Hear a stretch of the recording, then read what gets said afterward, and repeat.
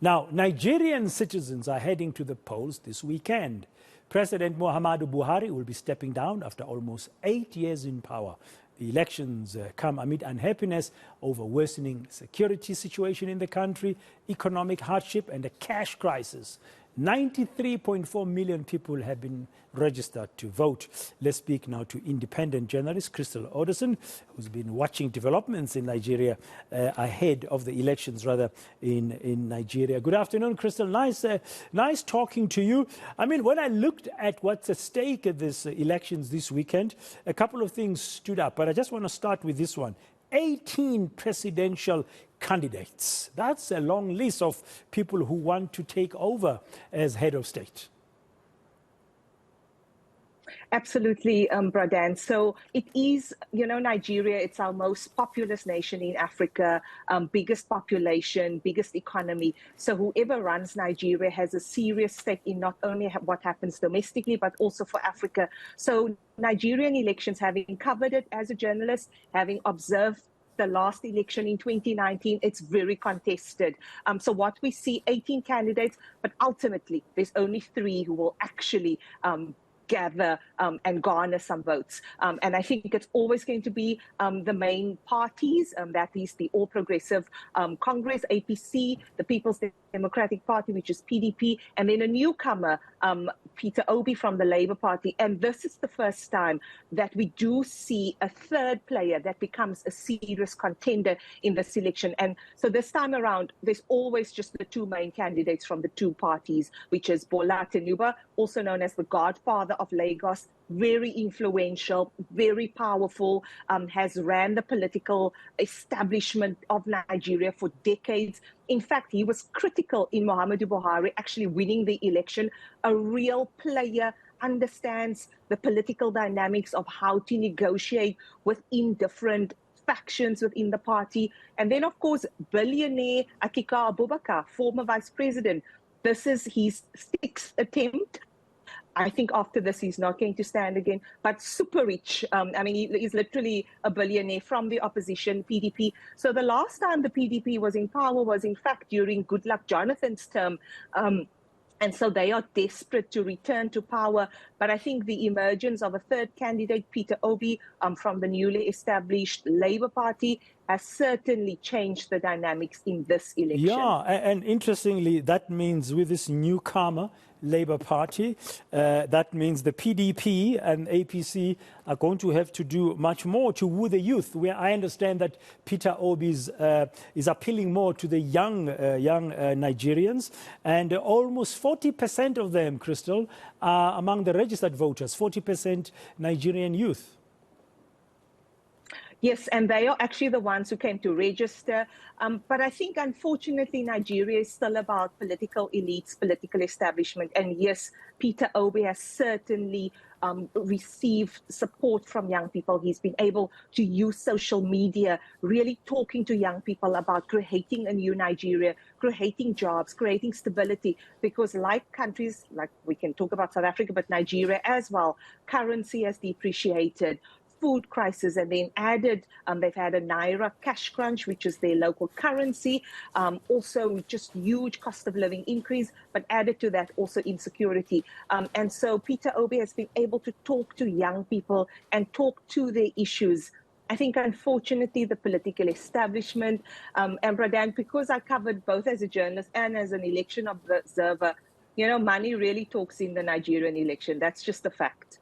Yeah, money talks, but also there's a concern. I see the main parties or the participants in this election, the candidates, signed a peace accord earlier today. We did a report a short while ago, and in terms of committing to a peaceful election. But already a member of the Labour Party was gunned down on Wednesday, and still unclear what happened in that southeastern Enugu state. So some concerns around possible violence, Crystal? Absolutely, Pradhan. And I mean, during the 2019, I was actually in the Niger Delta, which is, where kidnappings and basically the oil barons are. And I mean, the insecurity there, I mean, and I've, had to I mean, we were literally traveling with 8 security guards with AK-47s because of the insecurity, and that's just in one state. And so insecurity is not going to change. Also, what we saw in 2019, a few hours before the election had to be postponed due to insecurity. This time around, we see from the electoral body, they are saying unlikely. This is the same news we got a few days before the election, and literally 5 hours before the election, we got notice that the election was postponed. So I'm still feeling until that election happens and election booths open on Saturday morning at 8 a.m., until I see that open, I'm also still not convinced if the electoral body has been able to deal with the insecurity. And really, because it's such a vast country, several number of states, millions of people, as you indicated, more than 93 million registered voters, it is a very complex task.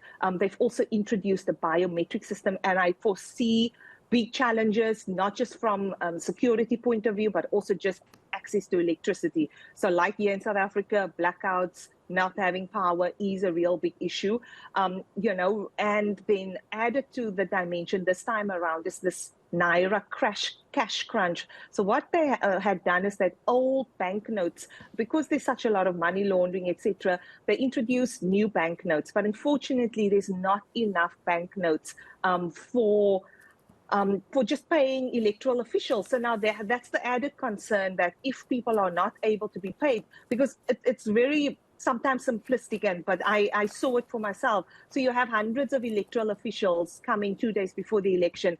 They have to be paid in cash for money. They bring their mattresses, they sleep inside the polling stations. And all of that takes money. And if you don't have enough money to pay them, you actually will run into trouble. And so it's all of these factors that come into play that I do feel, I really hope, and I really want to hope that the Electoral Commission, INEC, will have it together, that we will see this election on Saturday. But I think the insecurity, cash crunch, and other issues could seriously impact on whether or not the election will in fact happen on Saturday. But as it stands, today was the last day for all political parties to campaign. The election schedule is going ahead, and that election, hopefully will take place on Saturday morning from 8 o'clock. Yeah, just like you did a few years ago, Crystal, as an observer in Nigeria for the last elections. As you said, you were on the ground. Our former president, Thabo Mbeki, is among several senior African, prominent African leaders who've descended on Nigeria, and they witnessed the signing of this peace accord earlier today. So how critical is it going to be, the role rather of observers is going to be? Absolutely critical. And the Commonwealth, which is what I was part of during the last election, it was absolutely key to have a former statesman that understands African politics and dynamics, like former President Thabo Mbeki, because what ultimately happens is that the vote will happen and it will be peaceful, relatively peaceful. It is what happens the 72 hours after the voting station closed.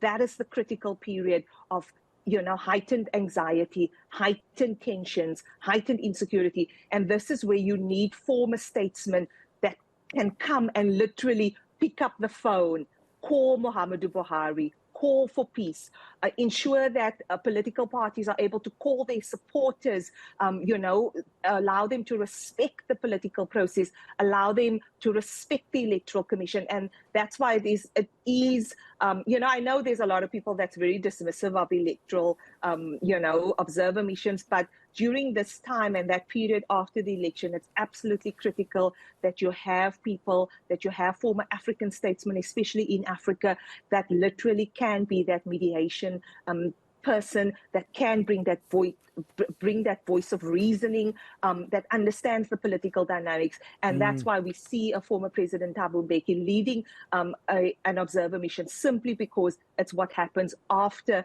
that voting station close, Pradhan. That's absolutely critical to maintain peace and order and some security.